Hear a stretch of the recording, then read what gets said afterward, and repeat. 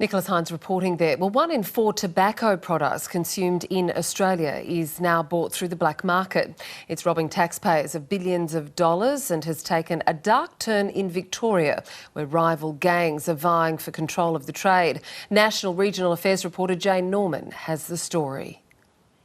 Cheap illegal cigarettes are so easy to come by now that you can find tobacconists selling under-the-counter cigarettes on almost every street in every town and city across Australia. I tested this theory myself. I went to 3 tobacconists in Canberra. 2 of them were offering what they call cheap cigarettes, which are the illegal version. And these are cigarettes that are being imported in vast quantities from mainly the Middle East and Asia by organised crime. It is a black market controlled by rival gangs, and they're being sold in Australia, these cigarettes, tax-free through, in many instances, legitimate retailers. So these are, as you mentioned, sales that are taking place in plain sight. And it's clear that these packets of cigarettes are illegal because, firstly, a lot of them are in original packaging, so not in the plain packaging with graphic health warnings that Australian legislation requires. And secondly, they're a lot cheaper than the legitimate versions. So a packet of 20 illegal cigarettes will cost you about $25. The tobacco excise alone on a packet of 20 cigarettes these days is $26. So there's sort of no doubt that these cigarettes are illegal. Now, we know that there is a strong link with organised crime. And so several years ago, the federal government set up the Illicit Tobacco Task Force. It's led by the Australian Border Force, and it has in its sort of umbrella all of the law enforcement agencies in Australia to try and disrupt the trade at the border. We interviewed the head of that task force, Assistant Commissioner Erin Dale, who gave a sense of just how much illegal tobacco is being seized at the border, let alone how much is actually making it through.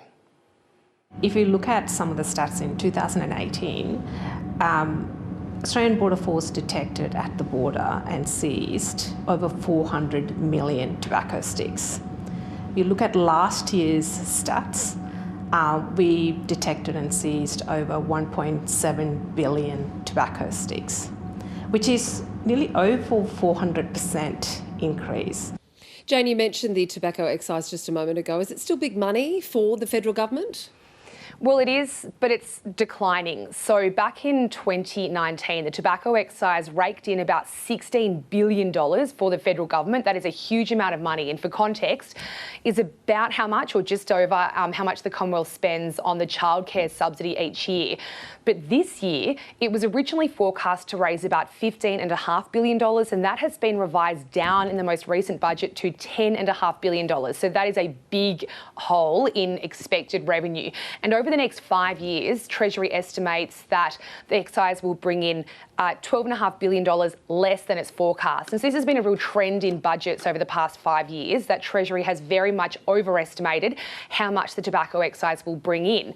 Now, as some experts you speak to will say that it's not that Australians are quitting smoking in big numbers, it's that they're moving to the black market in vapes. And that's because the excise now, together with the GST, is worth nearly 80% of the cost of a cigarette. So 10 years ago, the excise was worth about 40 cents per cigarette stick.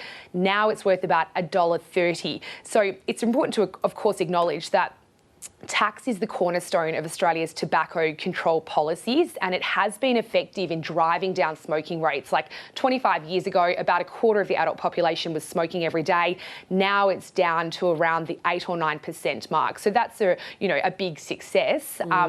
But according to the Health Minister, smoking rates have now flatlined, and for that reason, the Albanese government is going to be increasing the excise by another 15% over 3 years to try and drive down smoking rates to 5% by 2030. OK, so what can be done to stamp out this burgeoning black market? Yeah, we obviously have the Illicit Tobacco Task Force trying to stop the trade at the border, but then it's increasingly become a state issue. So across Australia, depending on which jurisdiction you're in, it's a mix of health department officials, local government workers and police who are responsible for enforcing fines around buying and selling illegal tobacco. So given how big the black market has become, there are calls for police to be given the power solely to really try and stamp out this trade.